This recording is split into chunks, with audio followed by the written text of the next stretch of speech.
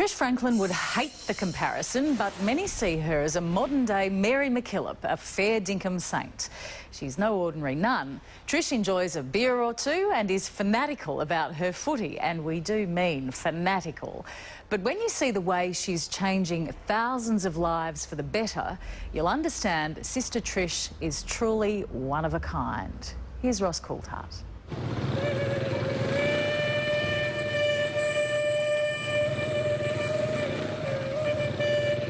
You're about to meet a very unconventional Aussie nun. Cheers, Ross. Go, Cats. Yeah, go on, smack it. You're gone, man. You're on the ball. It's quite disarming to see a nun drinking a beer in a bar in central Ho Chi Minh City. Watching footy. Come on, Trish. Not every nun does that. No, maybe they don't like footy, Ross. Go, Cats. Trish Franklin loves her footy, loves her beer, and loves her God. I think Jesus would have said, watch the footy. And love is what has brought her to Vietnam, where Sister Trish is changing the lives of thousands upon thousands of disadvantaged kids. Nelson Mandela said that education is the most powerful tool you can use to change the world. Having been here for so long, I think they realise now that I'm fair dinkum. For the past 16 years, this fair dinkum nun has been educating, feeding and rescuing the poor and the forgotten children of Vietnam. Trish, why do you do what you do? Probably stems from when I was a kid. Came from a family that was very poor, simple. But my parents and family taught me great values, and I really wanted to share those. Trish grew up in Ballarat, one of 5 children. A happy girl leading a normal life until she chose a different path. It was 1970 and she was 18. Forgive me if this is too personal. You had a bloke. You had a boyfriend. Yeah, I did, Ross. But I really needed to give it a shot. How did he react when you broke the news that you were going to go into the order and become a nun rather than marry him? Well, he swore, actually, the first initial thing. Yeah, he left me the night before I entered. Was that a tough decision for you? Very tough, Ross. It was very tough. So began a life of sacrifice.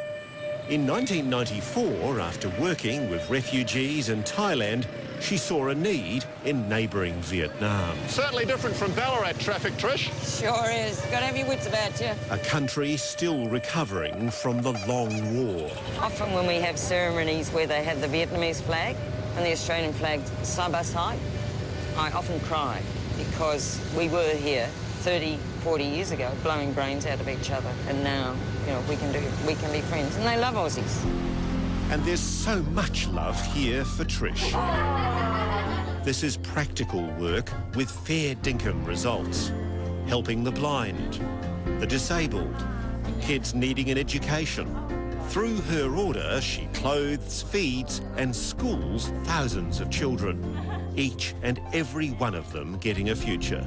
These people really have been not given a chance before, but suddenly they're getting chances now. Oh, thank you, Golden Mother. Oh, I think that's sweet. The promises of Jesus were for the people who were desperate, for the people who were poor.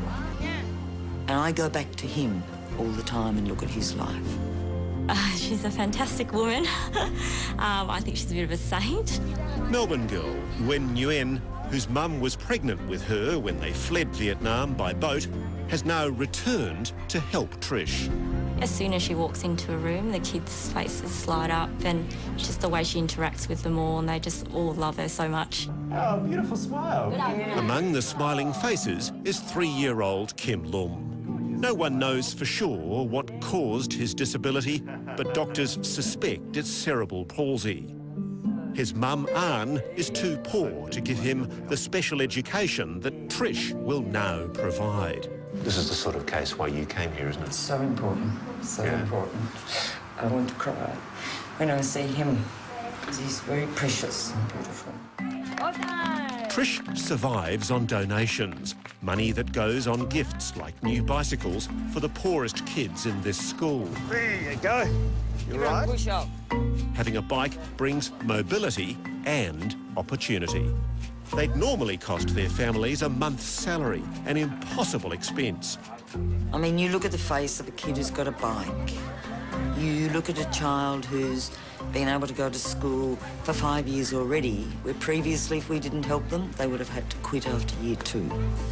So I guess I'm the lucky one, and I often say to donors, I wish I could show you, but I can't send to you the smile on a kid's face.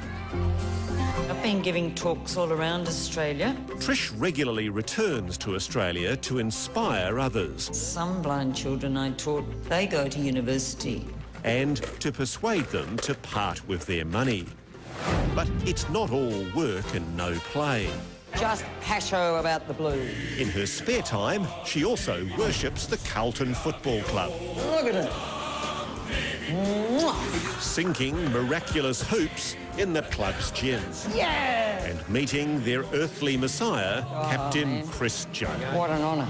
Nice to meet you. Very nice to meet you too, mate. You're doing a great job. Thanks very much. I went to the Doggies game, I went to the Sydney game. That one was not pretty. Thanks, Chris. Back in Vietnam, her work is tireless, but Trish never tires of it. One moment it's blind children learning to swim, the next they're riding a horse for the first time. If there is a modern-day Mary MacKillop, I suspect Trish is her.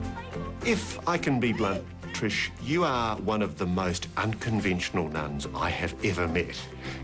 You don't wear God on your sleeve, do you? No, but he's in my heart. Does your faith keep you going? Absolutely. I guess you get down and you realise you haven't got enough wherewithal of funds or time or energy, but I never lose hope. I won't ever lose hope.